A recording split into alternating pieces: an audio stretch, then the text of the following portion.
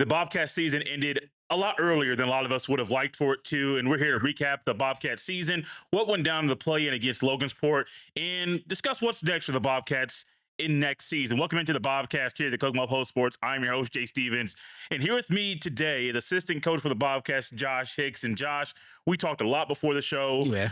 I knew coming in today that this show would be a little bit different because there's no Bobcats basketball anymore, and it's just weird that you're here to talk right now when Chandler's off somewhere having a good old time. You know, Chandler went home. I mean, I don't blame him. Go home, see your folks that you haven't seen for the last 3.5 months. I understand it. I live here, so I'm just here.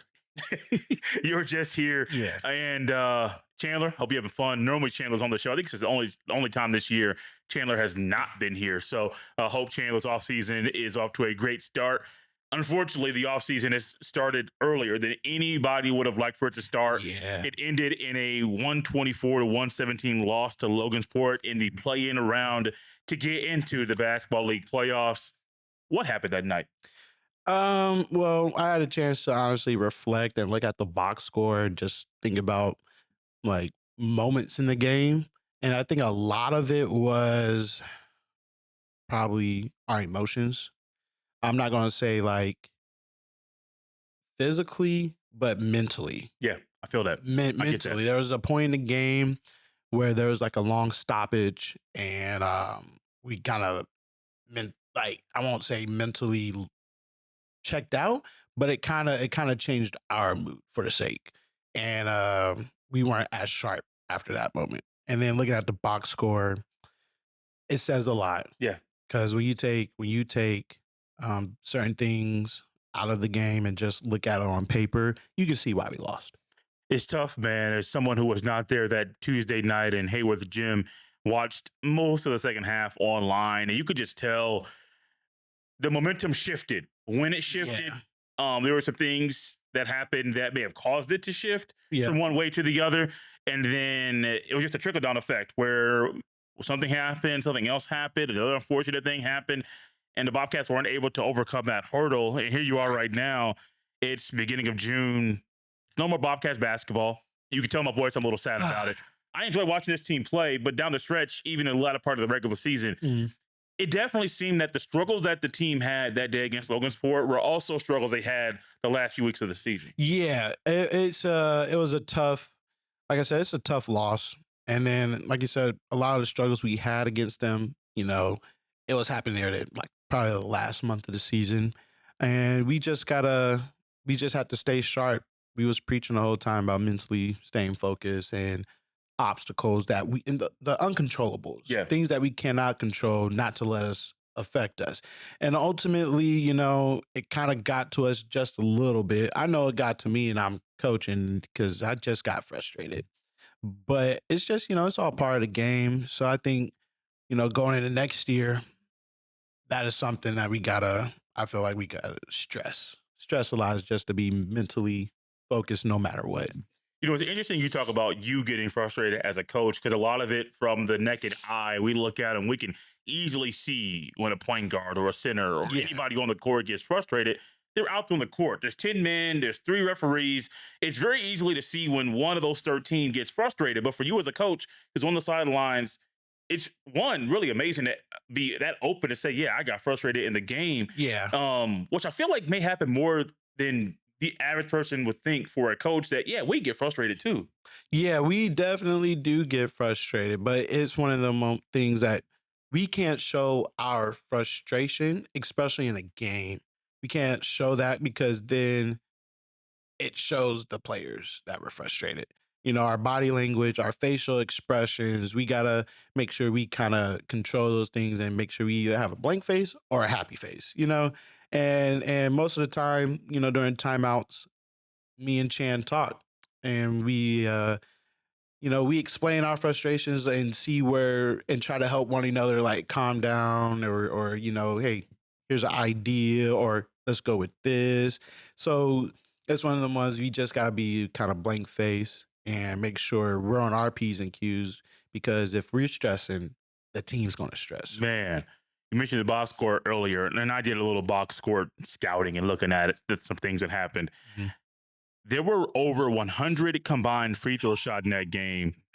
And I believe the number is 85 fouls were called in that game too. That's not normal. And so we talk about the turning point and some things that happened in the fourth quarter that shifted the momentum from one side to the other.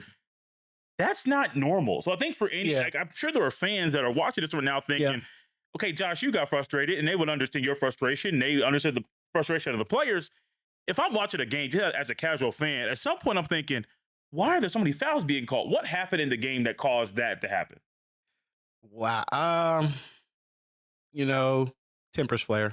Okay. That is a lot of it, especially like I mentioned last time we were on here. We talked about Logansport. At that point, we saw them 7 times in the Yeah. regular season. Now we're seeing them the eighth time, but now the intensity rises because this is for a playoff spot.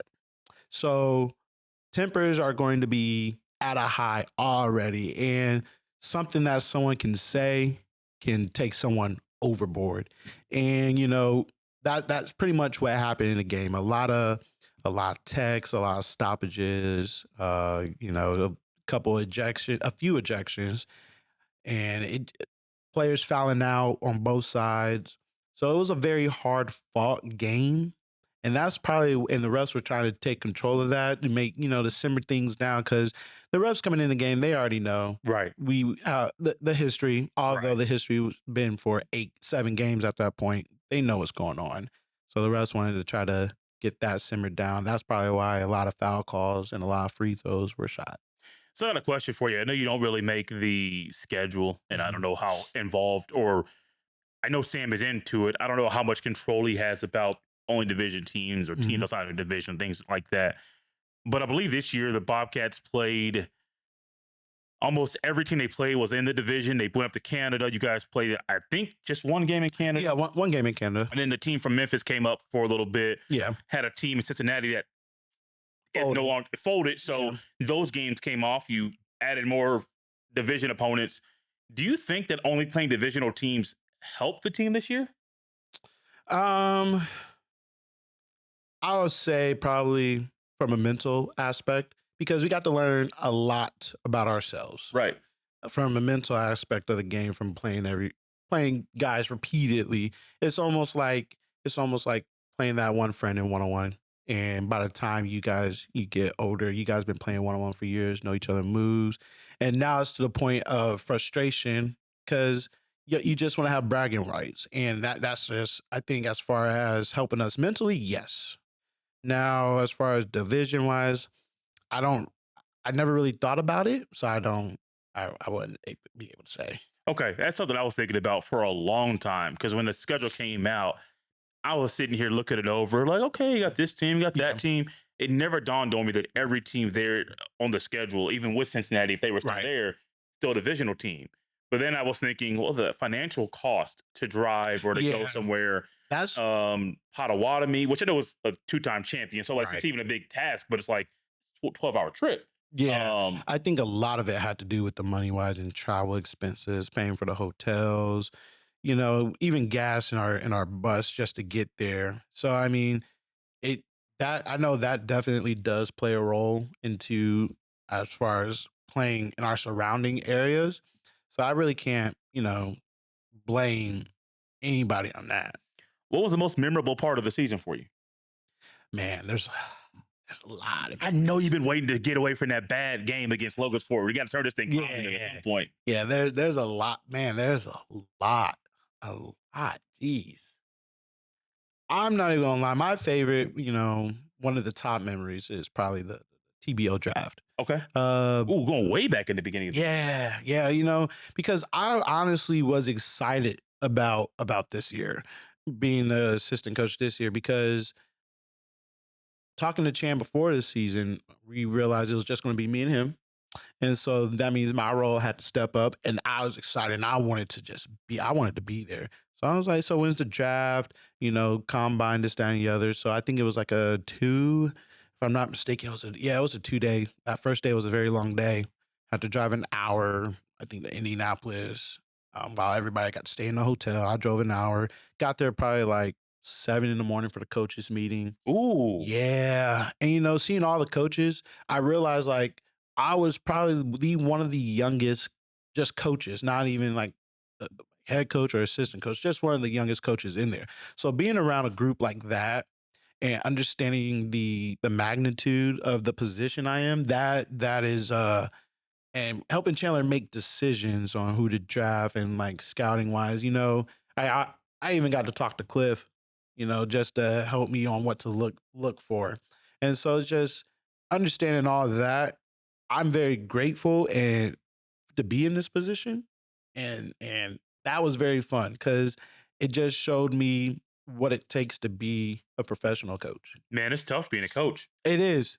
It is tough being a coach, but I love the challenge and it makes it fun when you love the game. I was wondering if you're going to come in here with an essay written out after the end of the season because you mentioned you got to do some papers and things and extra credit when Cliff was coaching. So I was wondering if you had to come in here with a 5-page essay written out about some stuff that stuck out during the season. Last time I read a 5-page, I think my freshman year of college. Yeah, not writing no essay on the season like that. I'll share my thoughts. Me and Chan talk. And that's about it. Share my thoughts on the season and then go on from there. What were some of those conversations you had with the players after the season ended? Well, I wasn't able to make it to the exit meetings. Okay. Okay. I had to work, but I did write what I thought of the players, Okay. their ups, downs, and what I think they can work on to you know move forward in their careers. And I asked Chan about it. He said, nobody really had anything negative to say. They all were receptive to what I did say, and everything was just positive. So that I'm grateful that the players were able to receive Yeah. what I said in a good way, and I just hope the best for them. Really. Do you think you'll want to be a head coach next year in the PBL? Absolutely. I'm not yeah, absolutely. I wanted to be a head coach. High school, professional, cuz I not being able to play is all, da da da, but my love for basketball and wanting to, especially like high school kids, wanting to get them further in their careers if they're really serious about it. I can share my wisdom 2 years, 3 years in the professional world of coaching. I can pass the knowledge down. So that way, when they get to college, at least they can have like a routine of professionalism. And for me, being a head coach, that would be so cool because then I'll be able to express my ideas and showcase what I got as a head coach. I hope it happens for you soon. I Me really too. do. Yeah, me too. That would be so fun.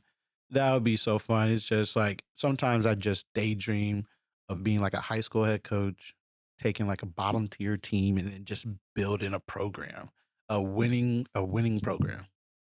Would you do that? No, I'll say would you. I know that I think all the jobs around locally are taken up, Yeah. but Yeah, yeah. I've looked there. Yeah, they are. Now there's a few that's open up in Indianapolis, and I'm just in there like, that's like an hour drive. I gotta think about daycare, I gotta think about the kids, I gotta think about like outside stuff that could affect um that could affect some things in my personal life. But I think, maybe 45, 30 minutes away isn't really that bad. But yeah, it's just like certain things I gotta think on if I wanna coach outside of the city. So as it stands right now, are you preparing to be an assistant coach on the Bobcats next year? Yeah, Okay. I'm definitely am. I've been, you know, these last couple weeks kind of been just chillaxing, relaxing, just kind of recuperate, catching up on sleep. Oh yeah. Yeah, catching up on I sleep. bet. Now, I will, obviously I've been tuning in into the playoffs, but I've been, watching the playoff games from a different perspective. Yeah. Definitely not just watching it from a fan perspective, but I've been watching just from like a strategy, like see what kind of offense they're running, or seeing what a player does and how the defense is trying to stop Mhm. that certain player. And it's just things that I can pick up on and realize like I can use those use those things I picked up on next year, advance my knowledgement of the game. So I know I talk about you being a coach next year and aspirations to be a high school coach in basketball. You ever thought about getting in playing shape and playing again? Yeah, yeah. See, yeah, obviously. I said, look, Chan, next year, I'm gonna try out next year again. I'm gonna try out next year again. And if it don't work, and if I don't end up playing, best believe I'm coming back because I can't. What I realized back when I was probably 22 is like the love I have for basketball. I I want to be around it no matter what. Don't matter if I'm officiating, no matter if I'm coaching, no matter if I'm playing. Now, a couple years ago when I was in shape, I did try out, but I wasn't able, I didn't make the team. So, but then outside stuff kind of took over, and that's why I kind of gained this weight. But this summer, I got to go December, about be 225. Then hopefully by tryouts next year, I can be a smooth, 200, 215, 200. That way I can fly around. I feel. Oh, you a quick guy on the court, or Uh, used to be. I used to be. Now my foot speed is still there, Okay. foot speed. But when I lose weight, I know everything as far as speed will be there. Obviously, I got the shoulders, just because I'm a bigger guy. So my shoulders and arms probably going to stay the same. I got strong legs. So, I mean, it's going to be hard to kind of knock me off my spot. But if I add quickness to that, then I'll be set. What's your position?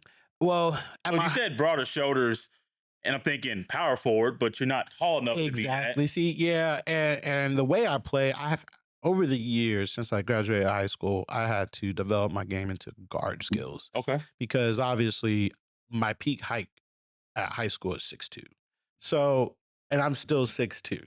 So I got to develop, I had to develop a shot, ball handling skills, being able to read the pick and roll, being able to read the defense, and also being in the leadership role because point guard they control the offense, so Hmm. they got to be loud and basically know what they're talking about and get people in the right position. So over the years, that's what I've been working on, and obviously being a coach that also helps because I can see the game. While if I were to play in the game, I can see the game from a different aspect. I can see it from a coaching aspect.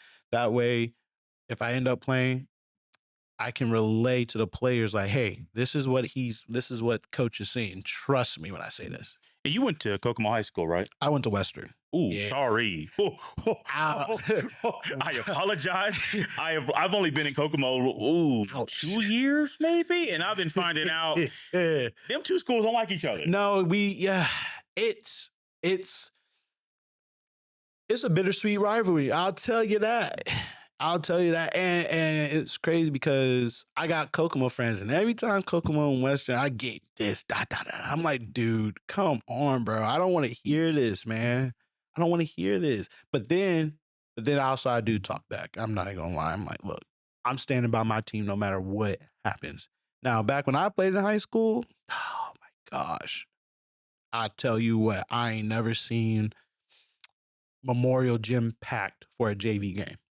Mm. I until Flory came and revived that back. I think what was it? My sophomore year. So I think that was probably 2013, 2012, 2013 for a JV game. I walked in there, like got to the game, cool, da da. Warmed up, cool. Right before the game started, it's half packed. I said, "What?" Mind you, the coach was like, "Look, I know it's a JV game, but for some of you guys, most of you guys, this is the first time playing Memorial Gym. You'll understand the magnitude of this rivalry when you walk out there." And it was the first game of the season. So we walked out there and then boom, halfway full. I was like, what?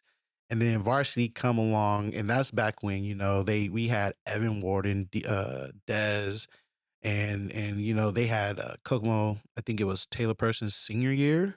And at that time, he just it was amazing because I didn't think he was gonna play because during football season he tore his ACL. Ooh. And and then just a few months later, he's back on the court. Literally, he tore his ACL early in the football season, and then he's back a couple days before Thanksgiving, fully recovered, playing. I didn't think he was going to play. It's an AC. I've never heard of that before. Me Not either. that kind of recovery. Me He either. must have that special doctor we all need in our lives.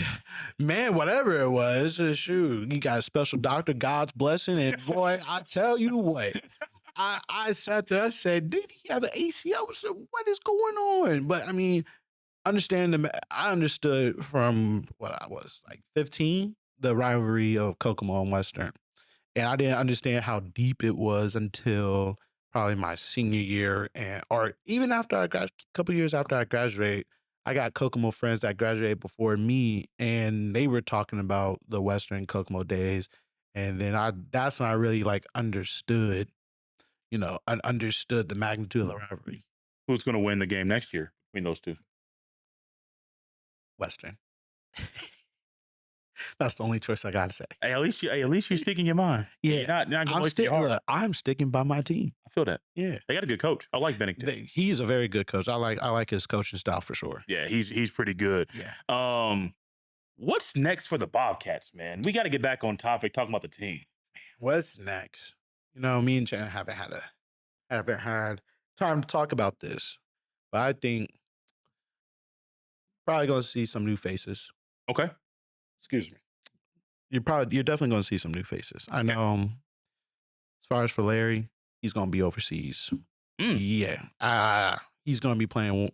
You're gonna see him on some highlight reels for sure. For sure.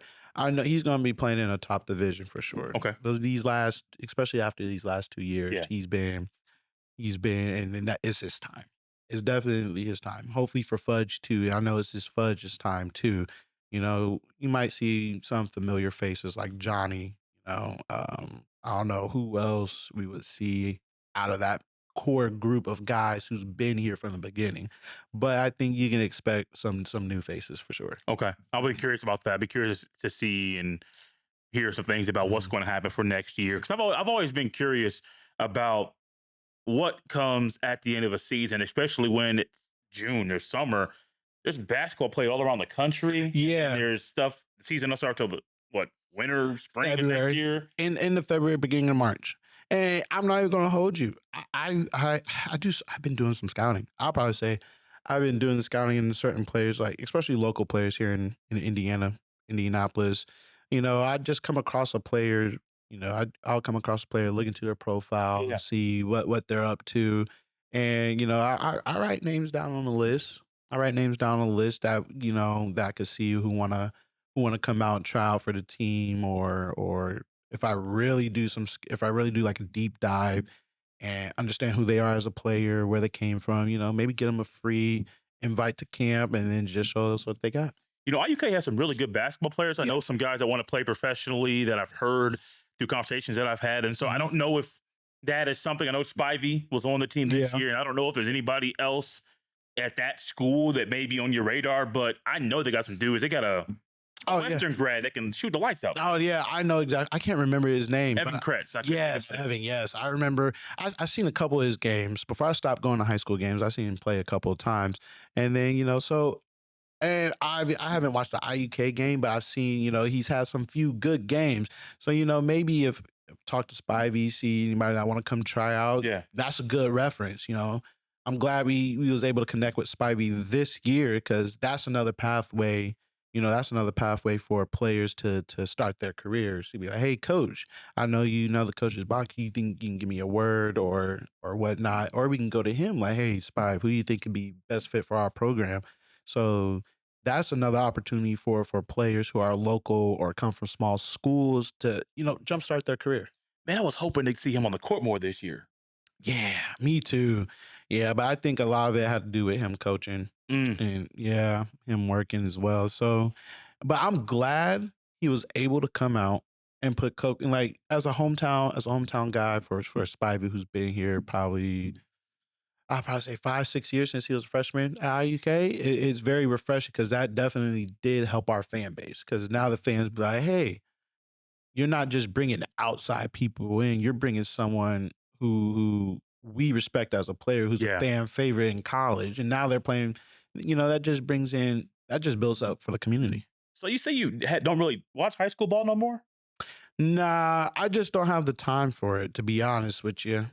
Having 2 kids, maybe when they get older, I'll take them to some games. Definitely will.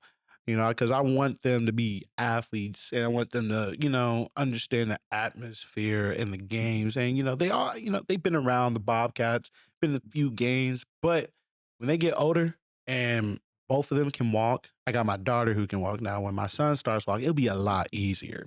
A lot easier. And I know they'll definitely enjoy it for sure. I think so. I think so. Especially this area is a great area for sports. It's probably Yeah. underrated when you really think about it. It is definitely underrated. This town for sports is underrated for sure.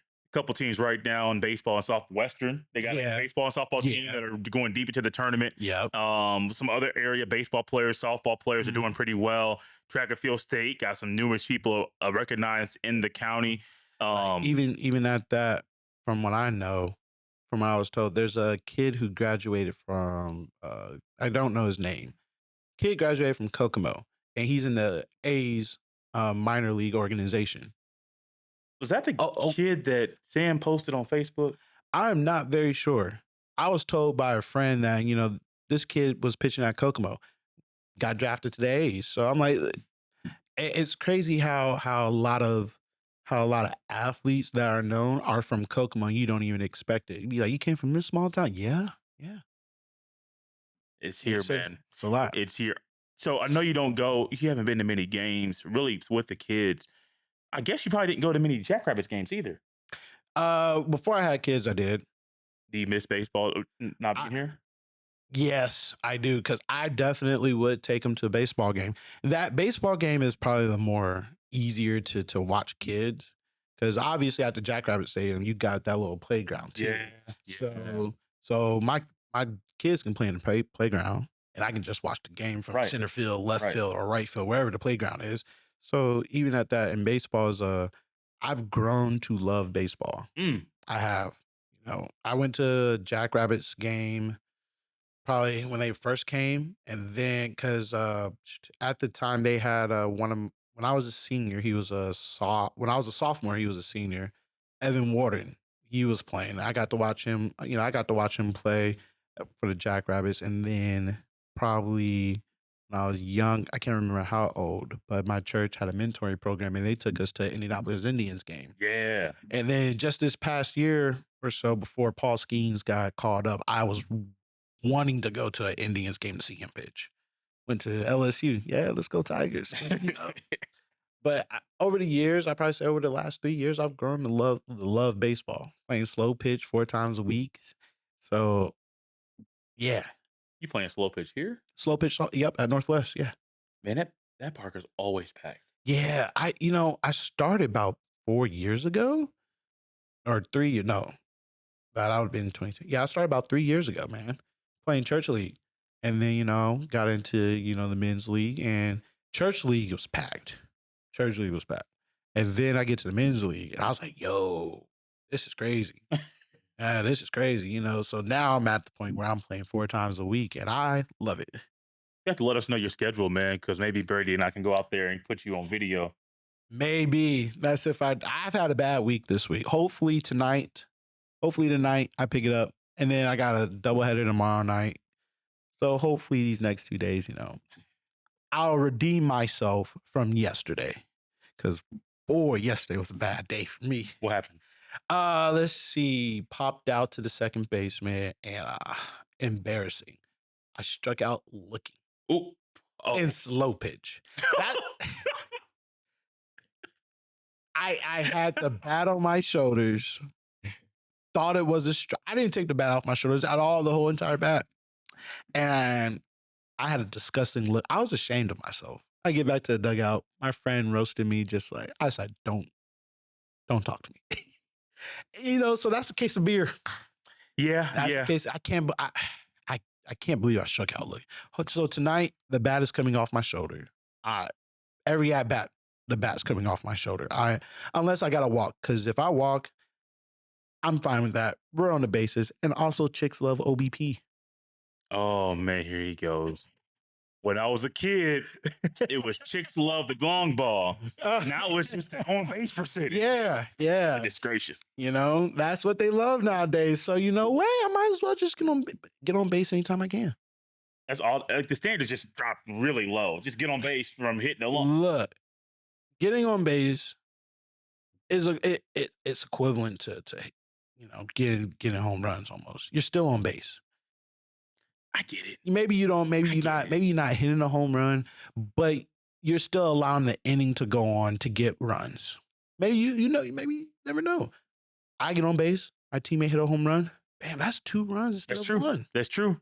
That is true. So That's the yeah, coaching you speaking right now. That's the coach. yeah, I guess so. But I guess so. But yeah, I'll just my main focus is to this year because with me never playing baseball Yeah, over the like last 3 years, I've been trying to learn how to swing a bat. it's tough, bro. It is It so is tough. because you think it will be easy when you hit dingers, like just like toss them to yourself, hit dingers in the backyard.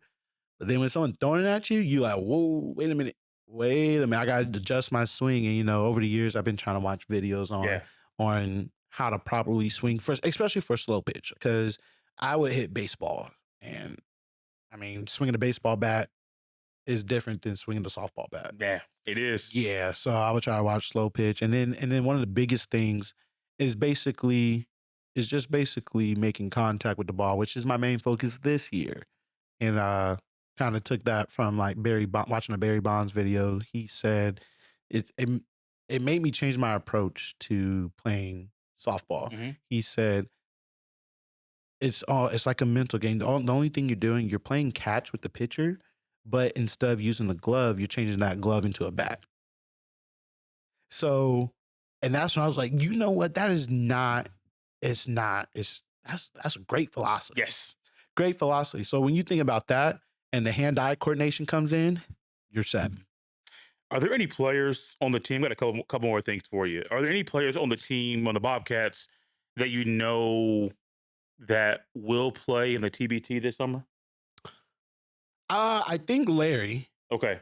I think Larry. Me and Larry had talks about it, but other than that, I don't know. Okay. I don't know. I gotta talk to Chandler and Sam about it because I'm gonna be there for one. I want that money. I think everybody wants the money. For two, I do gotta talk to them and get some dates so I can get a babysitter. Yeah. See if my mom wants to come down. See if my cousin want to come down and watch them. That way I can go enjoy my time. Yeah. I feel that. Last thing here for you. The Bobcats played in Hayworth Gym this year. Mhm. Every home game was there. Have you guys already discussed possible gyms to play in next year? No, we haven't. Okay. Hopefully we can play in Memorial Gym. Right. I just love playing in Memorial Gym. It's something about playing in that gym that makes me feel like I'm a part of history. Mm. It really, if I'm not mistaken, I think the gym itself is one of the top 15 gyms in the United States, if I'm not mistaken. Like a seating capacity? Yeah. Yeah. And I think Newcastle is up there too. Mm-hmm. And so, I mean, playing in that gym, and especially been playing in that gym for years since I've been in high school. Like I said, my sophomore year in high school, it feels good just to be in there. And then when the fans come in there too, it just echoes. It echoes, and it gets ready. Yeah. So playing in that gym, I really hope we get to do that next year. I talked to somebody, and I forget if it was you previously or someone after you came in about that. Gym just it makes everything feel bigger. Yeah. The Yeah. sound in the gym Mhm. from the DJ, it sounds louder. Now I don't know. It could be controlled via the controls Yeah. in Hayward. I don't know. Like if they say, "Oh, you can't have it so loud," I don't know. But everything feels bigger. It feels louder. It feels like a bigger event when you go to a Bobcats game. Yeah. Being in that gym, Hayward Gym, a great alternative. Don't get me wrong, but something different about Memorial. It definitely is. And I think that also, feeling bigger could probably go to depth perception Yeah, that's true. That's true. because the rims there's a lot of space behind the rims. There's a lot of space behind the rims that you can see. Because obviously you got the stands behind the rim, the lower stands, but then you also got the rail in the second. And you thinking like, yo, that's kind of, first time I took a free throw in there, I was like, yo, yikes. And then when I was in high school, taking the free throw in the student section, oh my gosh. That was the yeah, my senior year playing in it, that was not fun. But anyways, back on track. The depth perception is the biggest thing in part that makes the gym look bigger than what it is. And so, yeah, I mean, we had guys coming when guys would when other teams would come in there and play, they'd be like, "Dog, this gym is big. It's regular high school court. Measure it, da da da." But you just got to look at that surrounding. It is weird, man, because you come in there and when I was younger, I didn't know the history of gyms in Indiana. And I Yeah. used to go to games all the time, but even my gym at the high school I went to had a capacity of like 5,000, which Mhm. is less than Memorial, but I was thinking like I didn't even know. I thought it was normal that Right. everybody had a gym that size, or maybe Right. slightly smaller. All of a sudden, I'm looking around and I would go out of state, watch Yeah. basketball. I used to live in Arkansas, watch basketball down Mm. there, and I've been to other states and seen basketball. And I'm like, there is absolutely no reason why your gym is so small. And they're like, what do you mean? This is normal. I was like, no, it's not. Yeah. I just didn't realize how Yeah. special the gyms that we have in Indiana are Yeah. compared to what's around the country. Yeah. That I don't know how else to explain it. I'm glad that, Kokomo is a part of history basketball wise. It's just yeah, it's amazing. It is amazing. What's your last thoughts or comments about the season? I enjoyed it. I loved everybody. I love everyone. Still love them. He said that past tense, y'all. He Yeah, didn't no, say no. present. I, He I said love he y'all. said I promise. LOVED. I love y'all. I love y'all. Don't get it mistaken. But hopefully all the players have a successful career in basketball. Whatever they do, just I pray that it just all goes well and it's just on the up and up for them. That's Josh Hicks. He's the assistant coach for the Bobcats. Unfortunately, the Bobcat season is over. The Bobcast this season is over as well. This has been the Bobcast. Fun season, fun interacting with all of you all each week with players, coach like I Josh and got you other players stuttering. I'm sorry. and other players as well. This has been the Bobcast. We'll see you next time.